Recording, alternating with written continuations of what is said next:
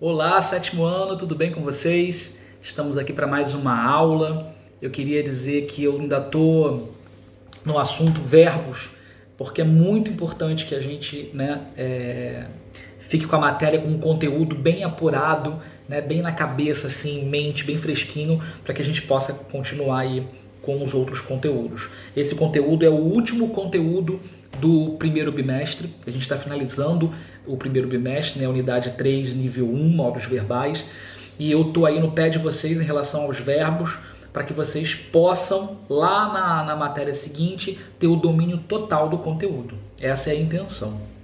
Eu vou aqui hoje comentar o nosso gabarito da aula passada, do dia 27, tá? Então eu não vou mandar o gabarito escrito hoje por e-mail, eu vou aqui comentar o gabarito. Caso alguém tenha alguma dúvida, é só mandar para mim. Manda por e-mail, lembrando a vocês que eu estou disponível sempre no horário da sua aula. Mas você pode enviar a sua dúvida fora do horário. Eu só vou responder a tua dúvida na tua aula, mas você pode enviar a dúvida a hora que for, tá bom? Então não deixe de enviar a sua dúvida. Vamos lá. No dia 27/4, no exercício de língua portuguesa, número 1, eu peço: conjugue o verbo trocar no modo indicativo. Então vocês sabem que o modo indicativo são 6 tempos verbais, né? Presente, pretérito perfeito, imperfeito, mais que perfeito, futuro do presente e futuro do pretérito. Então você teria que ter conjugado esse verbo em todos esses tempos aí. Por exemplo, vou pegar aí pretérito imperfeito do modo indicativo do verbo trocar. Eu trocava, tu trocavas, ele trocava, nós trocávamos, vós trocáveis, eles trocavam. Era para fazer isso em todos os tempos, seguindo, obviamente, a conjugação correta de cada tempo, tá? Na número 2, eu peço para você conjugar o mesmo verbo, trocar, só que no modo subjuntivo. Diferentemente do modo indicativo, você sabe que no modo subjuntivo há 3 tempos: presente, pretérito imperfeito e o futuro, né?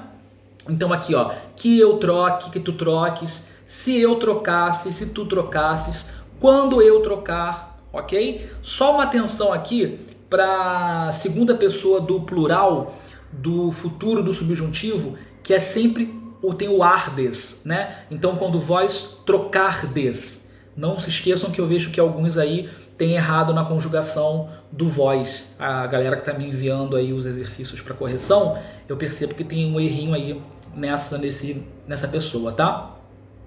Na número 3, eu peço para conjugar o verbo trocar no modo imperativo. O que é o modo imperativo? Não é uma ordem, você não dá a ordem. Então, no imperativo, ele tem 2 possibilidades. Ele pode ser afirmativo, que fica troca tu, troque você, troquemos nós, trocai vós, troquem vocês. E a gente tem o modo negativo, que a gente coloca a palavrinha não antes e fica não troques tu, não troque você, não troquemos nós, não troqueis vós, não troquem vocês. Lembrando que não há a primeira pessoa do singular, porque como foi dito no vídeo anterior, nós não podemos dar uma ordem a nós mesmos, ok? Então, primeira pessoa do singular não tem no modo imperativo. Continuando aqui, você vai escolher um verbo da terceira conjugação e conjugar no modo subjuntivo. O verbo ele tem 3 conjugações: ar, ir. Era só você escolher um verbo que terminasse em ir e conjugar ele no modo subjuntivo. Lembrando que o modo subjuntivo tem aqueles 3 tempos verbais: presente, pretérito imperfeito e o futuro.